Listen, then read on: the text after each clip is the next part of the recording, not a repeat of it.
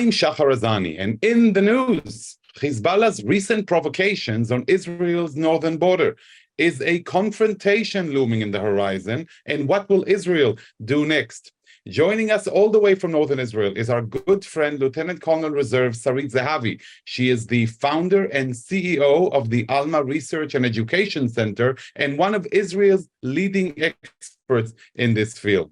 It's always worth noting that Sarit lives with her husband and 5 children in the village of Kfar Vradim, located in the Western Galilee region of northern Israel. Sarit, it's always a pleasure to have you with us on JBS. Thank you. It's my pleasure.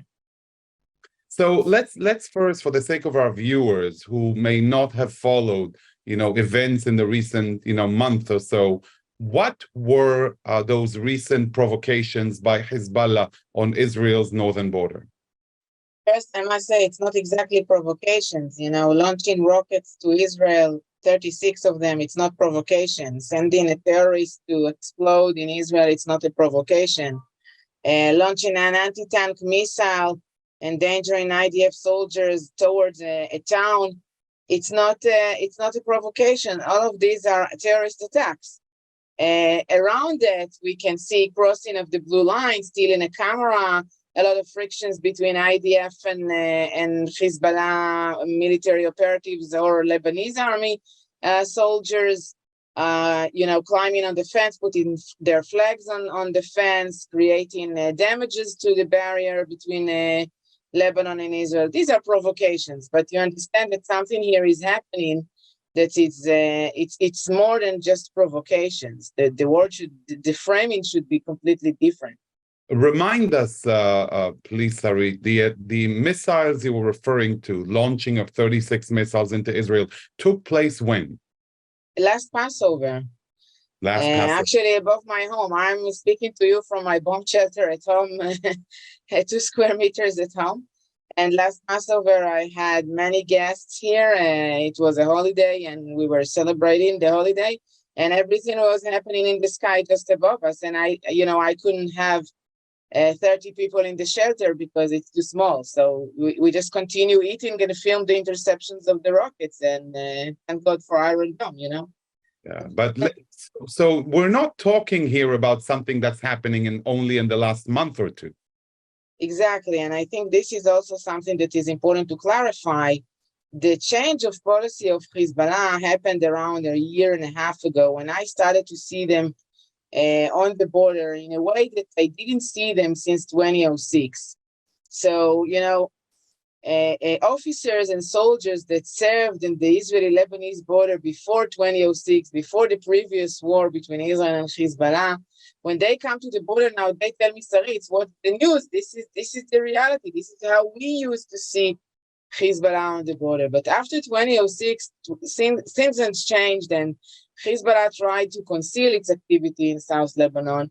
And even if we saw them here and there on the border, it was very unusual, and they were very careful from any provocations. Today, the situation is different. They deliberately creating provocations. They are everywhere on the border with military positions that it's really easy to identify. You don't need a binocular or anything. They're wearing uniforms. They're wearing these commando masks, so nobody will be able to identify them. This is completely military activity all along the border, while the UN is actually not there to do anything around it. We remember that shortly, only recently, during a visit of Israel's Chief of Staff, Herzl Halevi, during a yesterday. When Hezbollah released footage of that visit on the border. So here is another thing. This footage, this happened 2 weeks ago, and yesterday he was at the border again.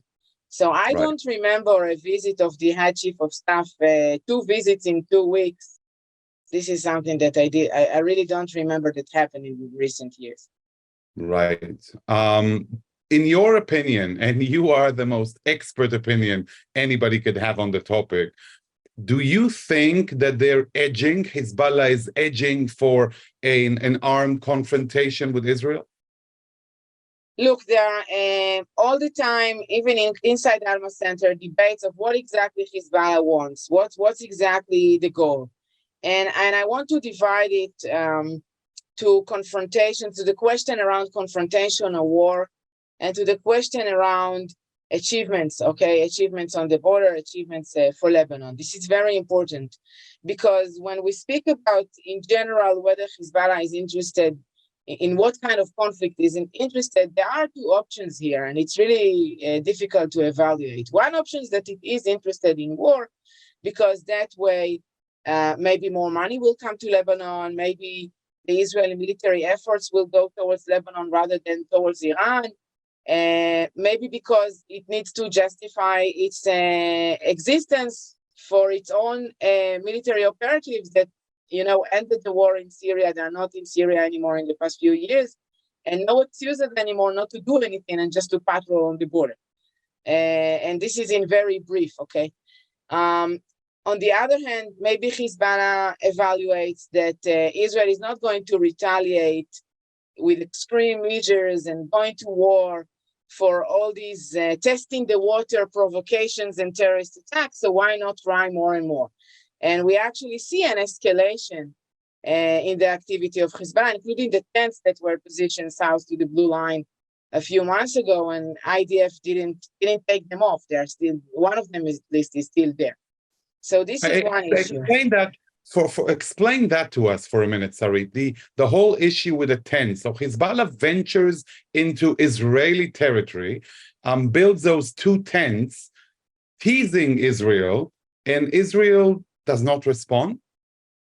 Israel responded, but not in a violent way, and it is much more complicated than that. And in order to understand that, we need to go back a year ago to the maritime border dispute that was solved diplomatically rather than war, meaning that what happened in the maritime border dispute is that Hezbollah, again, for the first time in 16 years, Hezbollah threatened to go to war. It said very clearly, either it's war or there is an agreement. And eventually there was an agreement since Israel gave up its position in the past decade, okay? The maritime border was marked due to the Lebanese position in the past decade. We got the gas, which is great. They are now searching for the gas. This is great. But Hezbollah understood that maybe it can do more. And I think it was another layer in the change of policy that already happened before the maritime border agreement. How is that connected to the tent? The tents are all about the land border dispute, okay? When Israel had withdrawn from Lebanon, the Lebanese announced that though the UN recognized the Israeli withdrawal, there are 16 reservations. Now it's going to get more complicated than that, okay? So listen carefully. It's 13 reservations and 3 more in an area which is highly complicated because it's a border that used to be between Syria and Lebanon, and we took it from Syria in 1967, and now it's Israeli. The name is Mount Dov, Sheba Farms, doesn't matter. Okay, in this area, this is where the tents are. So the tents are crossing the blue line into what is today Israel, but used to be Syria.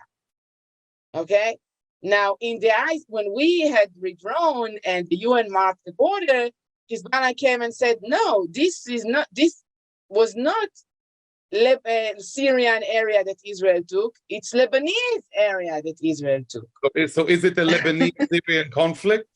So it should be a conflict between Lebanon and Syria, but actually Syria is not saying anything around that. And we ended up in a situation that it's a territory that we annexed in 1981. And the Lebanese, we annexed and we assume we annexed and we took it from Syria. And Lebanon is saying, no, this is Lebanon. To create a further, complexity around that, there is only one town in this area named Raja. All the people of the town are Israeli citizens. Half of them are living in what used to be Syria, is Israel today, and half of them are living in what the UN is saying, this is Lebanon. They mark the blue line in the middle of the town. Now, if you will come to this town, which is a beautiful, I think it's the most beautiful Arab town in Israel, really, if it's in Israel. Most beautiful town. The people are Israelis. They have an Israeli ID. They can vote in elections. They are loyal Israeli citizens. But, all of a sudden, if you check Google, when you stand there, you see you're standing in Lebanon. And Hezbollah is now saying, I am going to fight for that. I am going to fight for these 16 points of reservation along the land border, and I'm going to fight for Rajah, specifically for this town, which is clear to all of us that Israel will not divide the town. Right. This is a humanitarian issue. And again, which brings us to the previous question. Does Hezbollah want war? Because it's clear to everybody that we are not going to evacuate the northern part of the town. Right. So what the reality that you're describing to us, I mean, those tents, so we had two at the beginning, and then one of them was removed by Hezbollah, I imagine, right? They withdrew one of them. Why did they do that and leave the other? So as I've said, the Israeli response went to the diplomatic channel. And we went to the UNIFIL, which did nothing. And then we went to the UN, and we put a lot of pressure that these tents will be evacuated. And there was a lot of pressure on the government of Lebanon. And eventually, probably one tent was evacuated, as far as we understand. We don't have images to confirm that. But probably one tent was evacuated. And yet, all the armed military combatants of Hezbollah are still there, though they are not supposed to be there at all. They are not supposed to be in South Lebanon at all, and this is not happening. And exactly, this is exactly the game that Hezbollah and the Lebanese government were playing, because they said, okay, we crossed the blue line here, Israel, you're crossing the blue line in Rajah. And that way, in my point of view, it was a mistake to go to the diplomatic channel in this issue. We should have just taken off the tents when it started. Now it became Why didn't we? I'm sorry? Why didn't Israel do just that? Because Israel was trying to be very, very careful from escalating the situation. That's my answer. We are dealing with so many fronts, and everywhere it's not calm, and internal issues as well.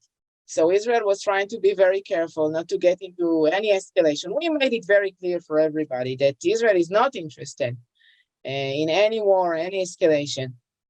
Throughout the years, by the way, not only at this specific time. Right. I think it was a mistake, but sometimes it's okay to go in the diplomatic channels. This specific issue, it was a mistake. Right. Before you mentioned the term internal issues, and before we touch on Israel for a minute, I'd like to ask you about Lebanon. No better expert than you in northern Israel, looking into Syria, Lebanon, Hezbollah, and beyond. What is happening inside Lebanon at the moment? We haven't heard about this, the economic crisis, the explosion in the Beirut port, Hezbollah, the Christians. What's going on in Lebanon internally? This is kind of more of the same, but escalating in the past few years, meaning that Lebanon today doesn't have a president, doesn't have a functioning government since the elections last May, in May 2022. Lebanon failed to establish a government. So the government is the government that was nominated before. No president at all at office, just the office is empty.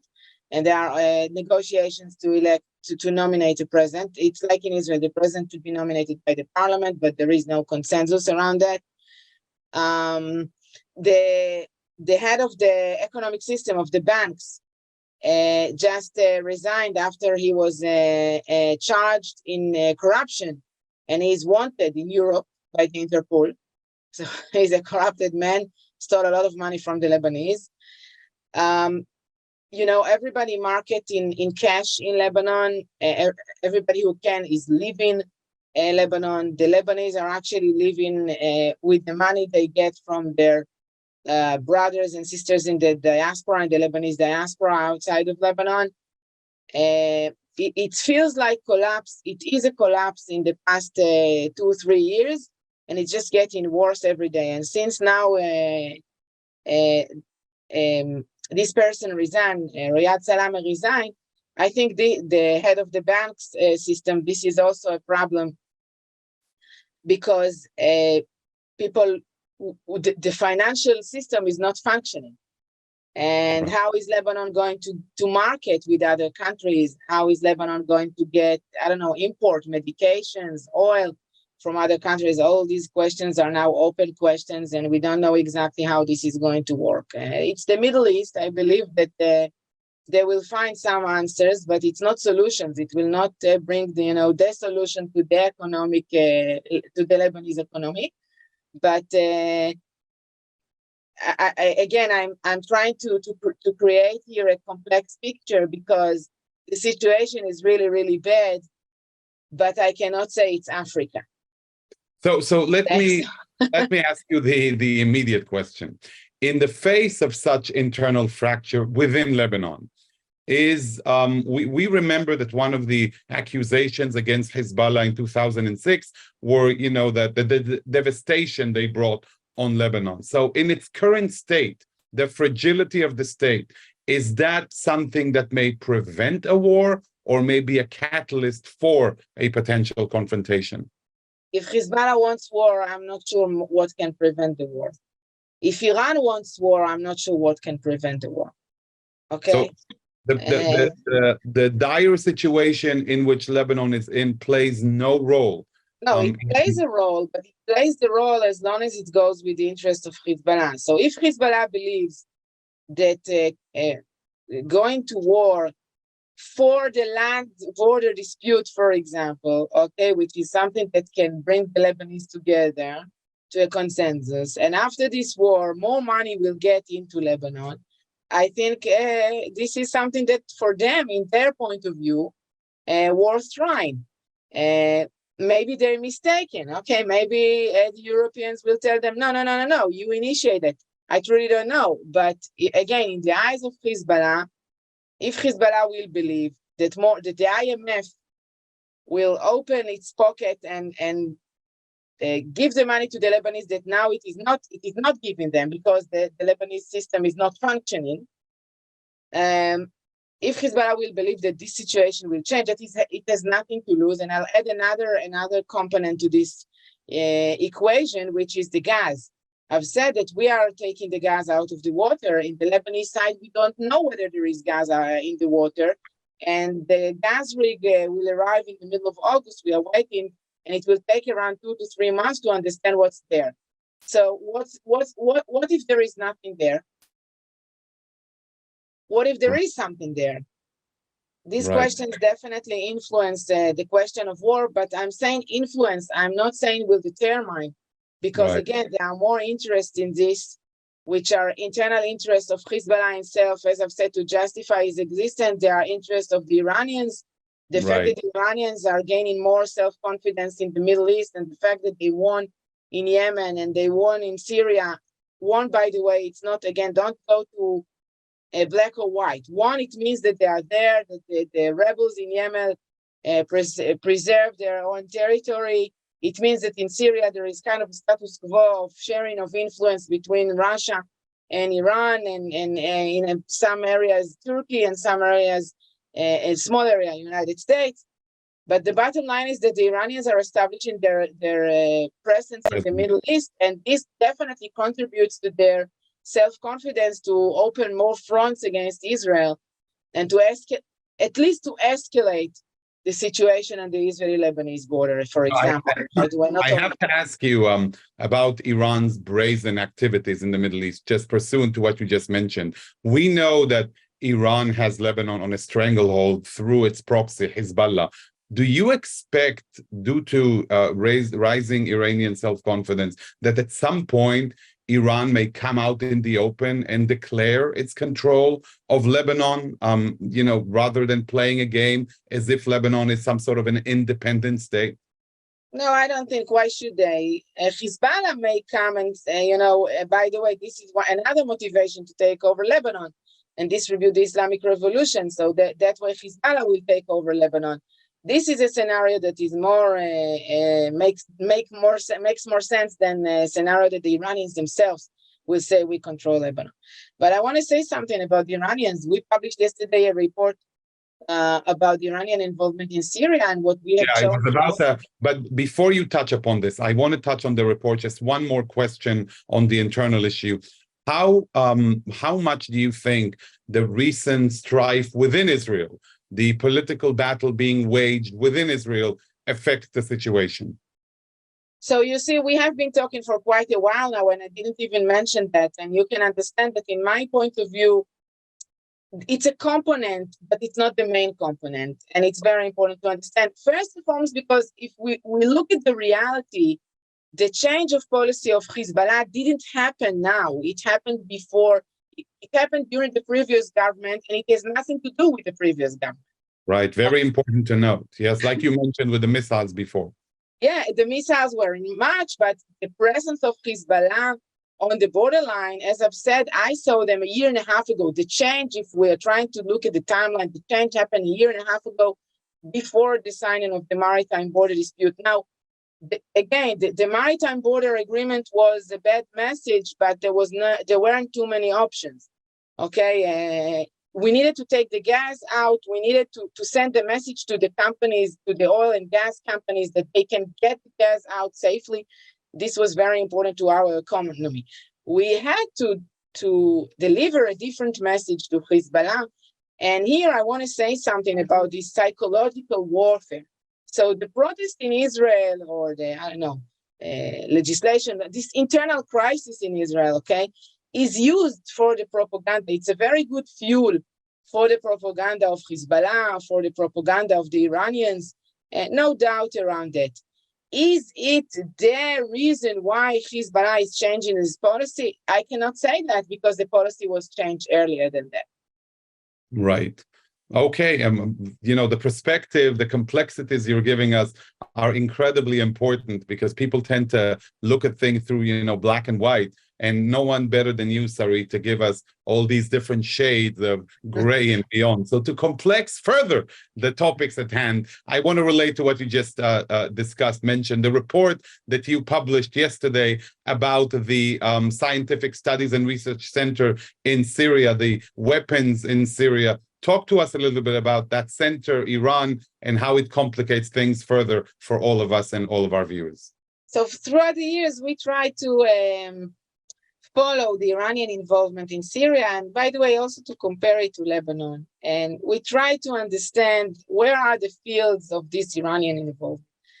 Along the way, what we find in this specific report is the Iranian actually took over the weapon development industry of the Syrians. This is a very famous center, CERS. Okay, everybody who a little bit dealt with Syria and know this center. CERS, these are the French initials. CERS, CERS. Yes, this is the initials for French. I can't remember now the initials for English, right. But it is more well known by the French initials. This is how it is phrased. And CERS, and that's Syria's national military industry. That's the national military complex. Yes, it's supposed to be. But today we see Iranian presence there. What we see is actually the Iranians are bringing their technology for UAVs, for SCADs, for making their missiles accurate, PGMs, precision-guided missiles, bringing all this technology to this center, especially to one institution named 4000. The names are by numbers. And in this is that way they can product these advanced weapons in Syria instead of smuggling them all the way 2,000 kilometers from Iran through Iraq into Syria. So if, in Alma Center, we published a lot of information about the land corridor of smuggling of weapons from Iran into Syria. What this project is doing is actually to shorten the corridor and actually put the production inside Syria, and that way enables Iran to transfer this advanced weapon to its proxies in Lebanon, which is Hezbollah, in Syria, and in Iraq. Right. On top of that, we have found out when we researched this center is that in opposed to what the UN published in 2013, that Syria dismantled from its chemical weapon, there is still production of chemical weapon in Syria. We didn't have indications that the Iranians are involved in this, okay? But there is chemical weapon, and there is an option that this chemical weapon will get in the hands of Hezbollah, or already got in the hands of Hezbollah as well. Bear in mind, everybody, in 2018, the Syrian regime bombed its own citizens, the rebels, 80 kilometers from the Israeli-Syrian border, in chemical weapon, killing tens of Syrians.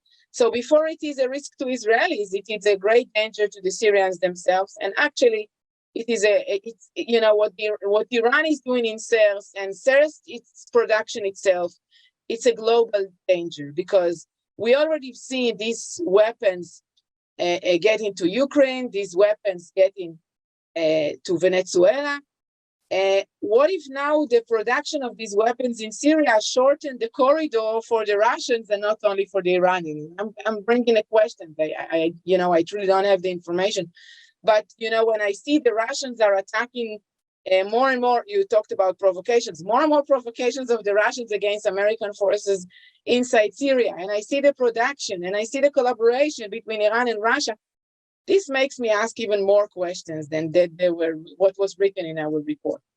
So and I think, to add more complexity to an already very complex situation, but, we can't, thank you enough for these insights and the information and the great work you and your team do at the Alma Research and Education Center, casting an eye from Northern Israel right there into these arenas, which some people may think may only be relevant for Israel, but their reach, as you just mentioned, is so far, so much more, relevant beyond the borders of Israel and the Middle East. Exactly. So I'd like to thank you for taking the time to join us and to shed light on these important issues. It still remains to be seen what's going to happen, but one guarantee is that we will continue turning to you, Sarit, for your, wise and expert advice on all of these, important matters. Thank you so much for all of the great work that you do. Thank you for having me. Thank you very much. And to all of our viewers, I'd like to say thank you for watching. For JBS, I'm Shahar Azani. Until next time, shalom and lehitraot.